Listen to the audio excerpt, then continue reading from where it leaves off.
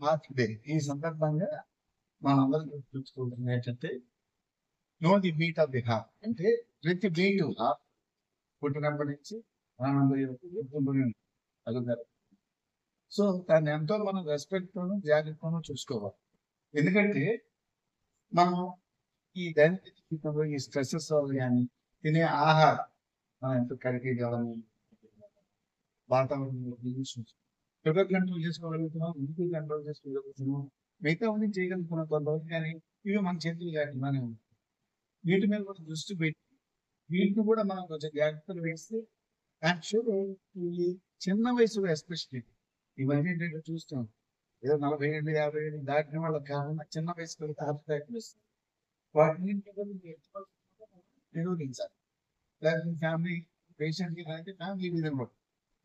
So most important prevention మన heart తగ్గించు.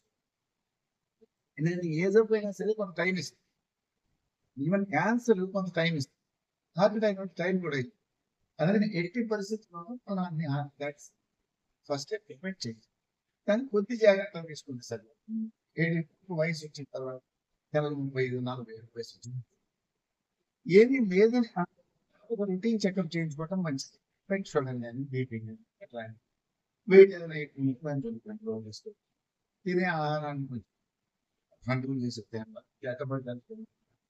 Non vegetarian oils drives చిన్న చిన్న జాగ్రత్తలు అనేది ప్రతివాడు పాటిస్తారు. ఇంకొక ఇంపార్టెంట్ ఏంటంటే వ్యాయామం అనేది కంపల్సరీ చేయాలి. అది మన దైనందిన జీవితం బాగా కావాలి. ఏదో జిమ్ పోతున్నాం చేస్తున్నాం అని మనం చేసే ప్రతిరోజు దైనందిన జీవితంలో కూడా మనం ఇన్కార్పొరేట్ చేసుకోవాలి. ఫర్ ఎగ్జాంపుల్ ఆఫీస్కి వెళ్ళాలి, మనం చాలా కంపెనీలు ఏమంటారు 2 వీలర్స్ 4 వీలర్స్ సైకిల్ పడితే బెటర్, లేదా నడిచి వెళ్తే బెటర్. దూరం మరీ ఎక్కువ కాదు నడిచి వెళ్తాం. అలాగే లిఫ్ట్ ఉంది, మెట్లు ఉంది, మెట్లు ఉపయోగిస్తే బెటర్, అది కూడా ఎక్సర్సైజ్. సో ఎక్సర్సైజ్ కోసం టైం లేదనుకునేవాళ్ళు ఇట్లా దైనందిన జీవితంలో కూడా ఉన్నదాన్ని ఉపయోగించుకుంటే ఎక్సర్సైజ్ ఉపయోగించుకుంటే మంచి ఫలితాలు. అది చేయకనే మనకి ఇక్కడ ప్రాబ్లం వచ్చింది.